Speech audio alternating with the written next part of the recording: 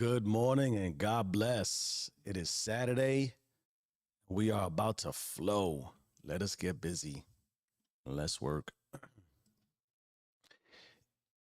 We're talking to our half steppers today. If you are still negotiating, you are not obeying. You thought obedience was doing most of what God asked. You thought partial alignment still counted as faith. You thought compromise was wisdom. But you've been mislabeling rebellion. Half stepping, half execution is still disobedience. Strategic hesitation is still doubt. And doubt is the disguise fear wears when it wants to look responsible. Warning, this transmission exposes spiritual rebellion disguised as reasonable decision making. Side effects may include exposure of every delayed dream you tried to spiritualize, realization that logic has become your Lord. Ooh, I like logic too. Emotional fatigue from half-submitted plans and a violent urge to purge every maybe from your vocabulary. Welcome to Raw 4 Epoch 2 Day 144. Let's crack the seal on compromise and why God doesn't negotiate with hesitation. Where you at, half-steppers? Here's our concept overview. Zero compromise, why half obedience is still rebellion. Obedience is not a spectrum. It is a signal. And once you tune out the full frequency, you're no longer on the line. This is a system audit of spiritual hesitation, why delay is defiance, and why half steps still fracture the soul. Here is what you will learn. Why partial execution still registers as full defiance in your spiritual system. How half-built obedience trains your nervous system to tolerate mediocrity. Why I'm doing my best is sometimes a seductive lie your soul never approved. The biological reason disobedience feels easier and why that makes it more dangerous. The silent architecture of rebellion and how it builds a life that's almost right, but entirely wrong. And why your future will resent your current self for almost doing it right. Let's get into our visual metaphor on this blissful Saturday morning. We call this the signal break. Imagine being handed a walkie-talkie with a direct line to God. You're in a war zone, though. No peace and quiet. Bullets are flying, so orders matter. This is life and death. So you hear, move now, go left, get low. But you hesitate. You tweak the order. You get low first. Then you go right. Then you hesitate. You adjust. Now the signal cuts. The interference isn't external. It is you. You're blocking the line with logic. You're editing God's voice with ego. And every second you delay obedience, you've changed the mission. You're off script. You're off scroll. You are off. We're going to get into personal perspective. Half obedience, half stepping, immensely dangerous. I would even argue that just be all the way out in contrast to being halfway in. Of course, I want everybody all the way in, but at least be all the way in on being all the way out. Don't lie to yourself. You'll feel better, I promise. Here's my personal perspective. I want to be as forthright as I possibly can. Half rebellion is more dangerous than full disobedience. I just said it. Go all the way out. Because half obedience looks like progress. It smells like strategy. It even earns applause sometimes. It's more like this. It gives just enough fruit to keep you convinced you're still faithful. But let me tell you something. I've lived like this. And the most seductive deception I've ever built was this: being half great while staying half broken. You see, when you opt into SIP, we talk about a spiritual interoperability protocol, you're locked. That means I don't need to ask who I'm being, I just be. We talk about this ad nauseum. I parent, I partner, I lead, I pray. One apex, one protocol, one signal. So the moment I fragment from that signal, even slightly, my spirit starts asking questions my logic can't answer. And disobedience doesn't just speak louder, it moves faster. And why? Because it offers immediate returns for zero submission. You can cheat the system short term. You can hide and surface success, but the system does not forget. Your soul does not forget. And most certainly, God does not forget. And that is how we wind up building half-built homes. That's how we end up in half-submitted relationships, half-executed visions, half-obedient men with fully broken hearts. How do I know? I've been there. Where my grind was God and my grind was good, but I wasn't surrendered.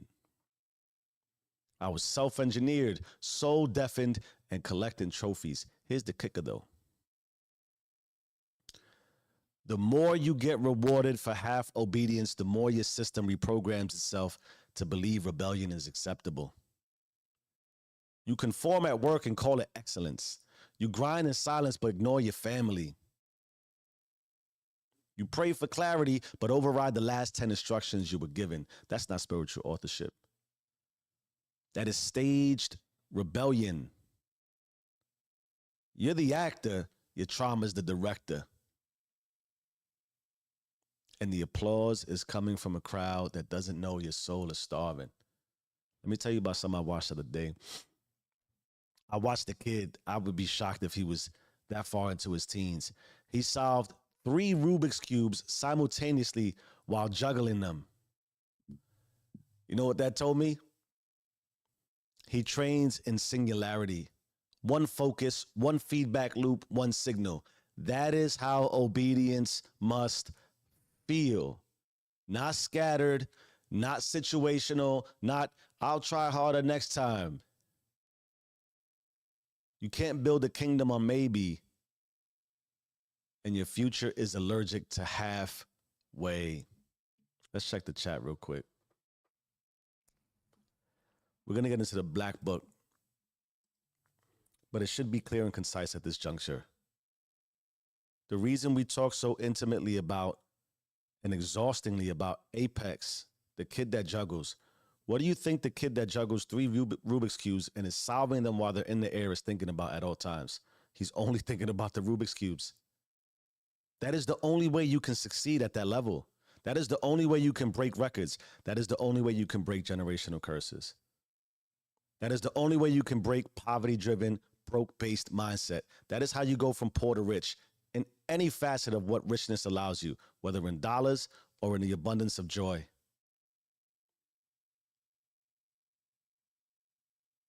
That's why all your relationships, everybody, especially your most intimate ones, they should know exactly what you're about, exactly what you expect, and exactly what you're moving towards.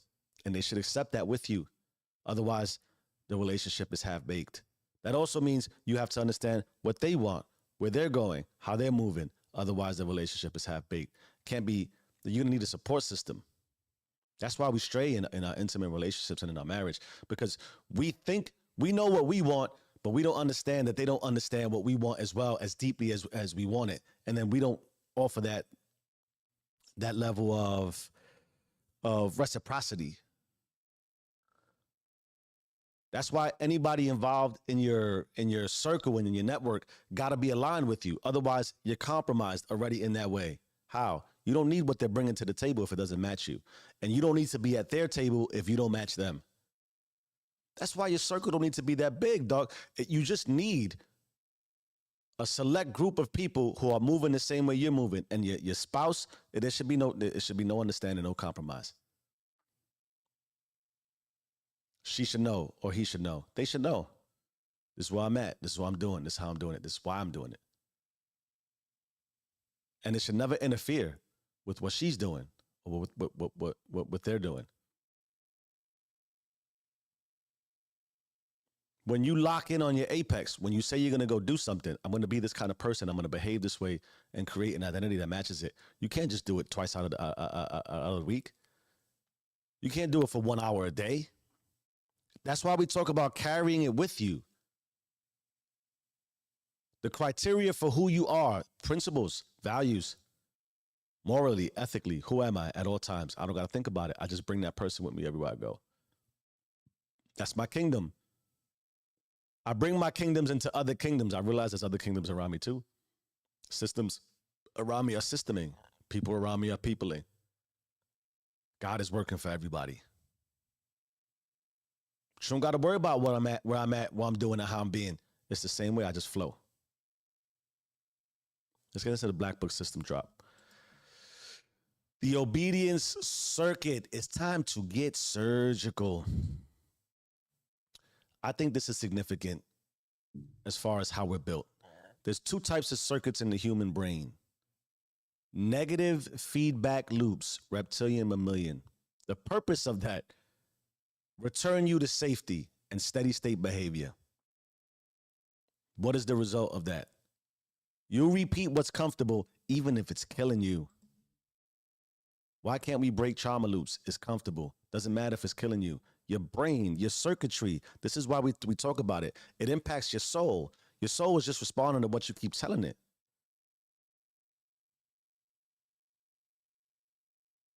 Instead of taking orders from your soul. Why do you think I direct this back to God so often and so deeply? The apex. I'm always rooted in God. I don't got nothing to worry about. I listen. I pay attention. Otherwise, I repeat what's comfortable.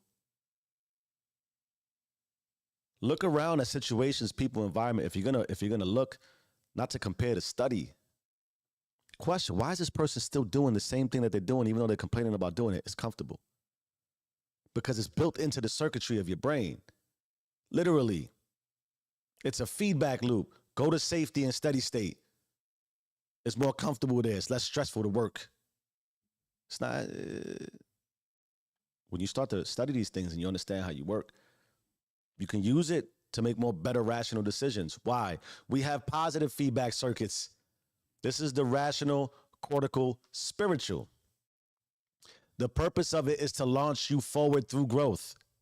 The result, expansion. There's higher risk, exponential transformation. Here's why that matters. Obedience always comes from the second circuit. Fear lives in the first. I think also if you can understand and appreciate that, fear is provoked first. So that's another reason why you default. What's your primary option? Fear, comfort, return to your steady state. You got to bypass that. Why do you think they tell you all these steps and tools and processes for how to continue to persist and insist that action is so important? You got to get over the fact that naturally, default, steady state, fear. Fear comes in all forms. Obedience comes from the second circuit. A lot of us aren't even making it to obedience because we can't get past the fear. We're not willing to take a risk. That's why you force it, so you can push yourself in all phases. You can return to your soul. Fear lives in the first. That means if you're negotiating with God's instruction, you're literally using the wrong, say that in air quotes, part of your brain. I'm not casting aspersions. If you choose to stay that way, it's not necessarily, I hate the wrong, the implications there. That's just factual. You want to be logical? You give an instruction. Your spirit lights up. You get a message. You get an idea, a thought of what you want to do, who you want to be, how you want to move, where you want to go. You stop, you pause, you default. It's instruction to move your soul forward. to light up different parts of your mechanisms, your brain, your processes. From a spiritual perspective, you're leading with survival, not submission. And I always say this, the play on words, you got to submit to survival, not survive to submit. You understand what I'm trying to tell you? We always go into this. We talk about it. You get into that circuitry of fear. You just follow the routine. The rat that hits the button, that receives food. The person that rings the alarm, gets to work, gets a check, rinse and repeat, copy, paste. You submit to survival of, I'm going to grow. Or you survive by submitting to what the systems around you are pushing you. I was watching somebody, with respect, talk about the pyramid and how they keep a lot of people on the bottom of the pyramid. I don't know that it's intentional in that way.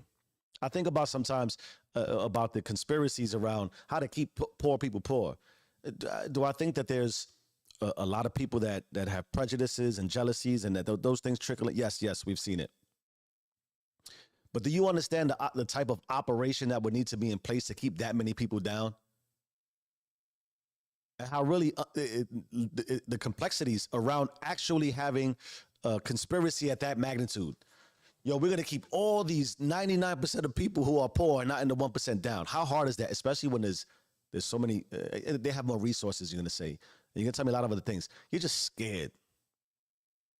You're scared to make a move.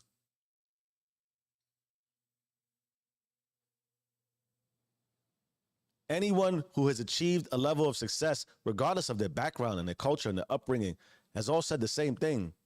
And it seems they get accepted. Is that coincidence? No, you keep going, nothing will stop you. It's not to demean, or I shouldn't even say, it's not to dilute the realities of the difficulties to expand from the lowest of starting points. But somebody got to start. Somebody got to move the pendulum. Can you not push it in the opposite direction? You're leading with survival, not submission. Submit. You're asking for clarity instead of moving with conviction. But clarity doesn't come before obedience. It just follows it. Just like revelation follows remembrance. Obedience is the positive circuit's gasoline. Dame más gasolina. When you're not moving, you're not neutral, you're stalling your system. And worst of all, we got a lot of worst of alls today. You're reinforcing rebellion as your baseline loop. This is what occurs in the mind. Where's the chat at?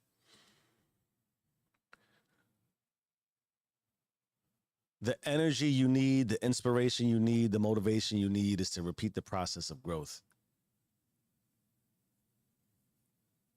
If you talk to people who find their way into money, I was just watching somebody, I think this morning, that said exactly what I've been saying. He just said it first and as eloquent as it can possibly be said. He finds that when he spends more money comes back to him. When he worries about, oh my God, I got all this money, I got to keep it, and you hoard it, he finds himself being more broke, losing money. The circuitry, the spirit, the attraction, God, he's not going to leave you broke. It's just when you start to worry about it and you live in that survival mode, I don't want to lose what I got. Apply that to everything and where you're at. You don't want to make the change, but you want to make the change. But what's stopping you from making the change is everything you want to change. Start having those conversations with yourself. You got to force the action. Otherwise, you constantly rebel. That'll be the baseline of what you return to. Here's the consequences of half obedience.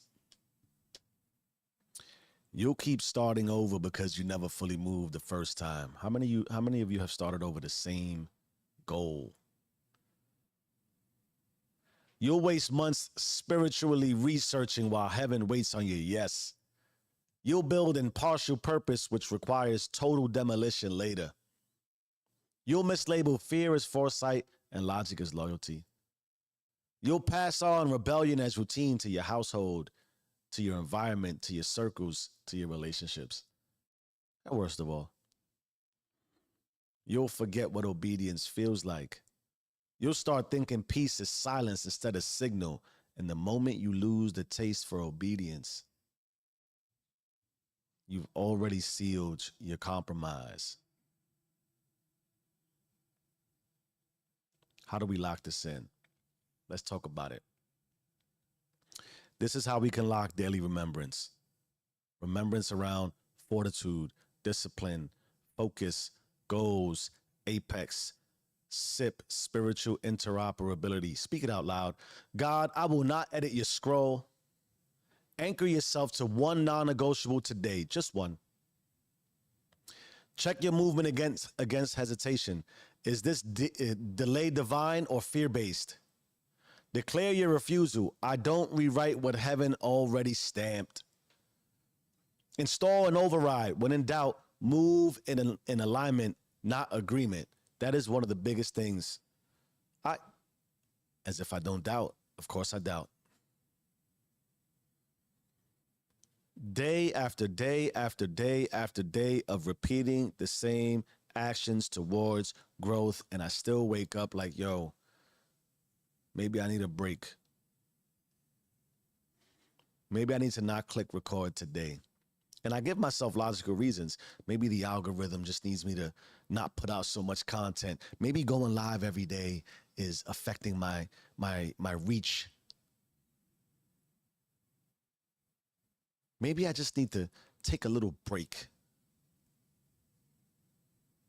And watch how fast that break turns from a day to a week to a month to 6 months later. You're like, yo, I haven't posted nothing. And how immediately the brain and the mind and your soul that is now in creative conscious flow around your dreams, desires, and your goals stops creating, stops moving you forward, and returns you right back to a steady state. And the fight to get it back, that's what moves me. If I stop now, if you're lifting, running, changing your body, if you stop right now, I get scared of deload weeks. Because they say, take a week off. I'm terrified of it. I feel like I'll never go back. That's how real comfort is. Don't put out anything for a week. I'm terrified.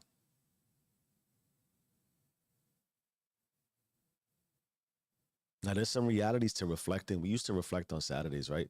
There's some reality to reflecting and making sure that you're maximizing and optimizing your operational flow. You got to be tactical. But understand and even schedule that level of tactics. We talked about it. Schedule your rests.